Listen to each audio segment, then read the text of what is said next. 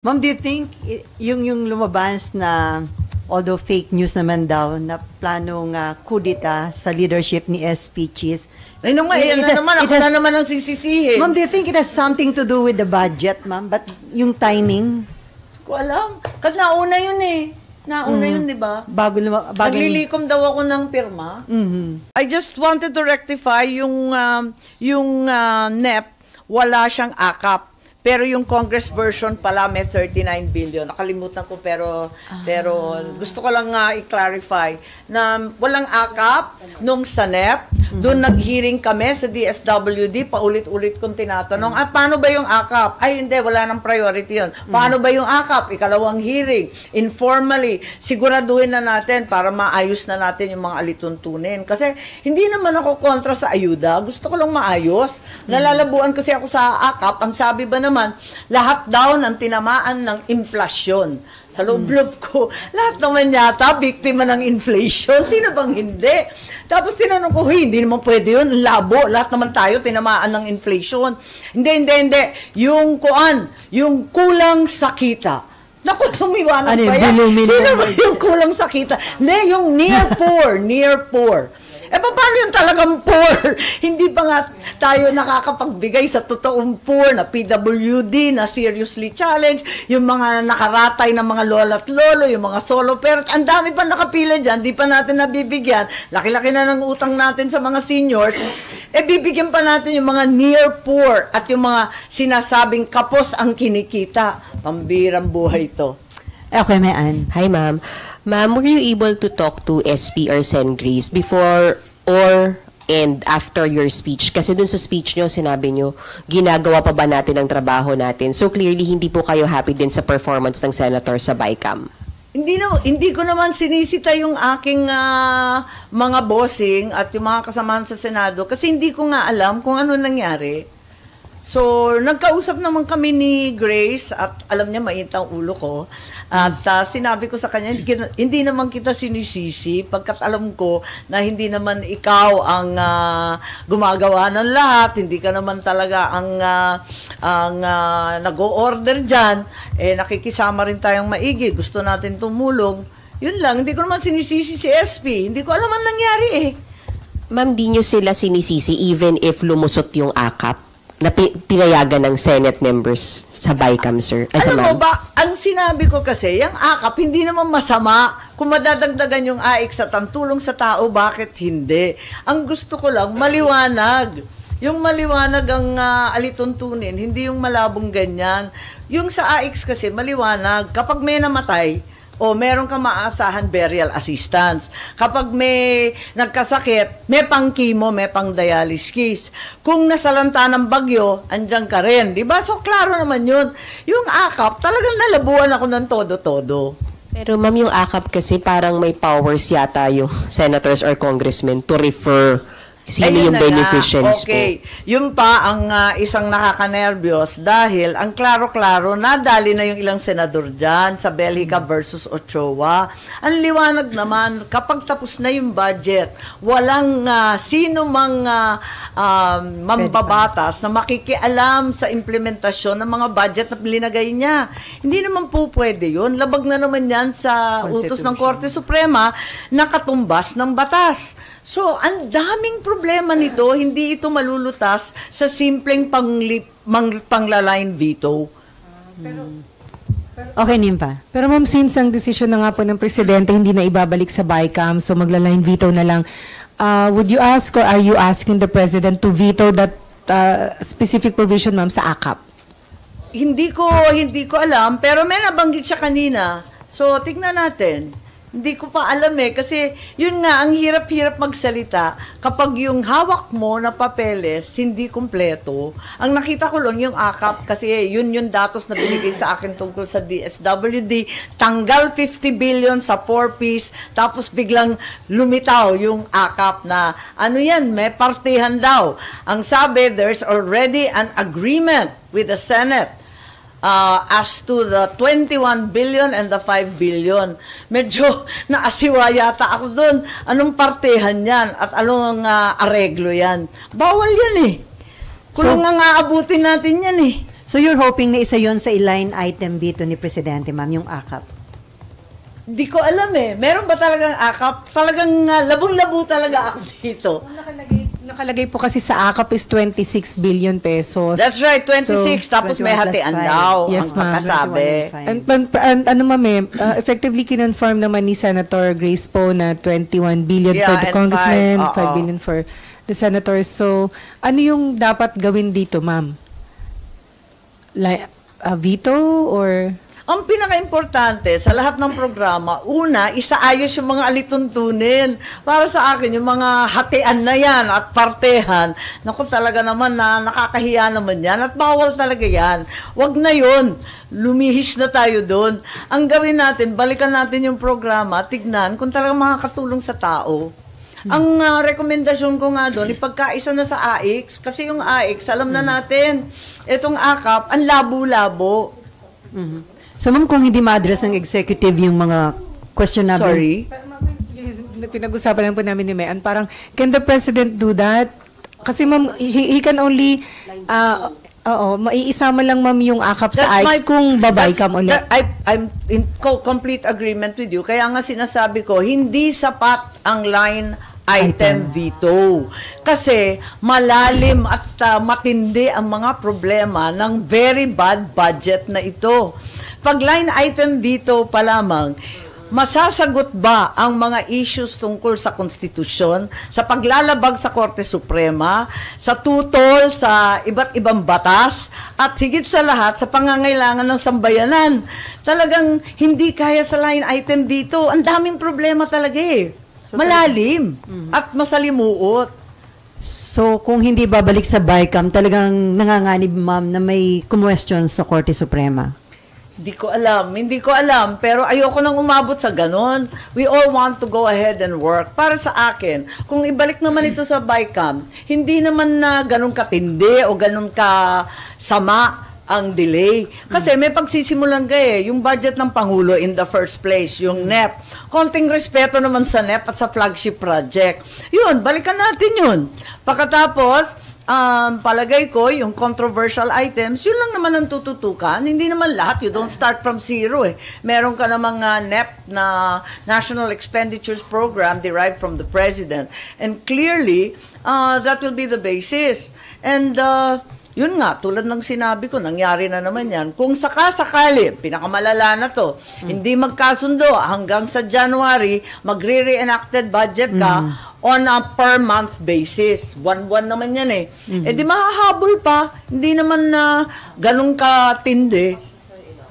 As soon as a proper budget has been finalized, eh di yun na ang papalit dun sa 2024 budget. Okay, Mayan. Ma'am, sorry, to clarify, mas open kayo na mag-reenacted budget na lang kaysa ipasa tong very bad budget na to? Yes. Hanggang end of the year, ma'am? Pero para sa akin, hindi kailangan umabot sa reenacted budget. Kayang habulin to eh. May araw pa. Huwag na tayo muna masyadong magbiyahe at magbakasyon. So, tulad ng sinabi ko, mahihirap, wala namang bakasyon, wala namang biyahe. Eh di magtiisan tayong lahat. So, ma'am, kung magbabay ka, mga 1 month lang na magiging reenacted yung budget. Hindi naman to tatagal ng ganun eh. Sabi ko nga, ay may NEP naman tayo, kayang habulin yan. Kung seryoso tayo at talagang puspusan magtrabaho, magkasundo, at sabihin ng ating Pangulo, ng ES, ng DBM, eto talaga ang kinakailangan ng bansa, ito yung tutukan natin. Sa palagay ko, wala pang 1 linggo yan tapos. Ma'am, hindi ba during the BICAM, usually may mga tao naman ng executive, nandyan yung budget secretary, okay, may mga tao sila. So, may consultation bago nabuo yung BICAM report?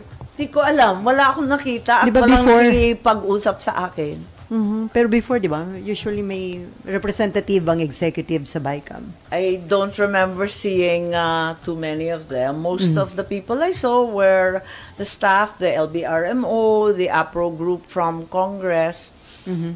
So, But like I said, I was utterly and completely dismayed by the process, and I only went to one BICAM. In fact, there were only 2 BICAMs, and it lasted all of what? Ilang minuto lang yun. Sabi ni SP Cheese, wala naman daw talagang perfect budget. Kaya, Wala talaga. Pero First time ko, sa hinaba-haba, kinuwento ko na nga yung buong kasaysayan ko sa budget na nag-umpisa ng 1983. Nahihiya na nga ako eh. Maaga pa dyan, earlier pa, kasi nag-umpisa ako ng Kabataang Barangay, nung SK ako. Parati akong nanlilimos ng budget.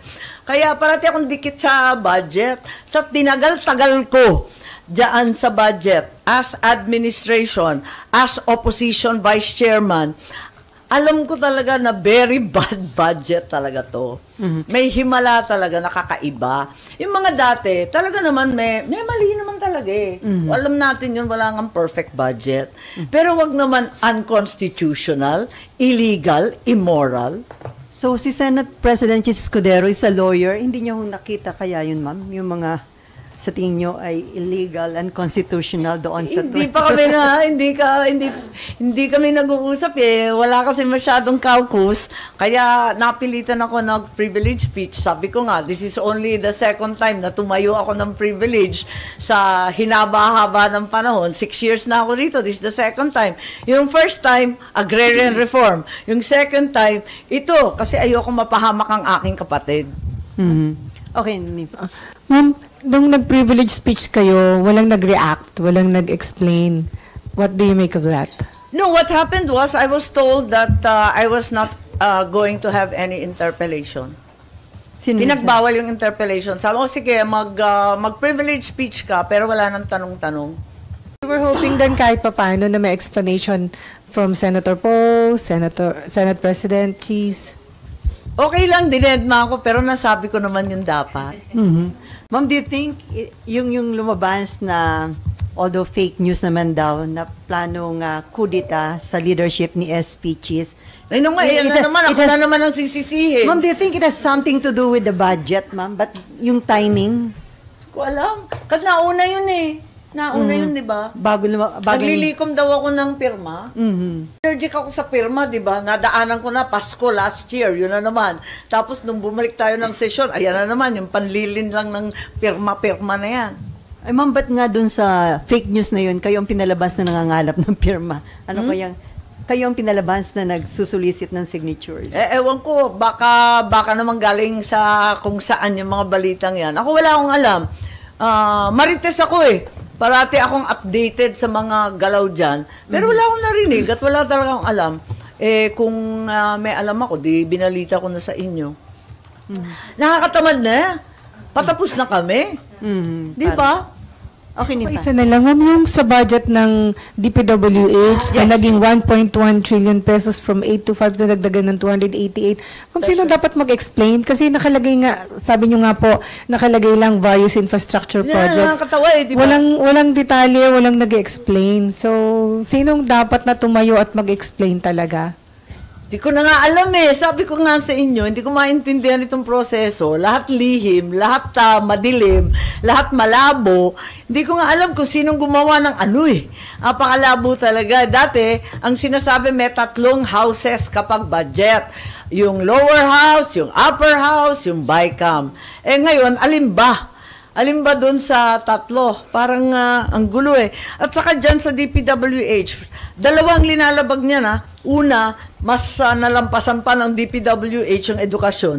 Ikalawa, the Congress may not increase the appropriations recommended by the President. Di ba obvious na lampas-lampas dun sa sinabi ng Pangulo? So, mamang mga hindi maliwanag kung bakit nadagdagan o nabawasan, sino ang may initiative yung DPWH and Pantawid Pamilyang Pilipino Program, ano?